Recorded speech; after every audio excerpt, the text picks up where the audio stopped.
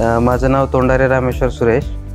मी राहणारा शिरूर ताजबनचा आहे आणि माझ्या कंपनीचं नाव आहे संघाई सीटेक प्रोड्युसर कंपनी लिमिटेड.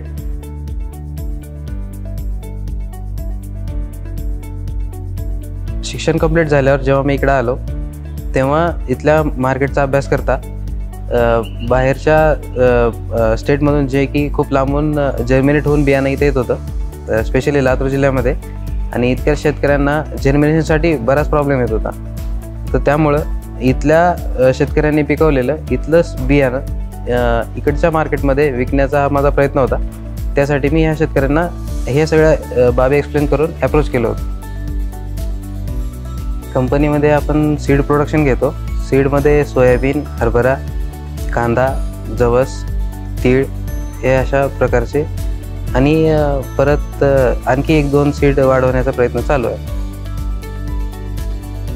शेतकऱ्यांना अप्रोच करणं हा मेजर चॅलेंज होता आणि आपलं पहिल्यापासून 20 वर्षापासून एक कृषीचं दुकान असल्यामुळं खूप शेतकरी असे कॉन्टॅक्टमध्ये होते आणि त्या शेतकऱ्यांना बेस बनवून आम्ही FPO सुरू केलं होतं आणि त्यांच्याच कॉन्टॅक्टमधून असं त्यांच्या शेजारचे किंवा असे मिळून शेतकरी तयार होत गेले आणि जवळजवळ आता 1000 शेतकऱ्यांचं आपलं खूप मोठं सर्कल आहे आणि वाढवण्याचा पुढं प्रयत्न पण आहे.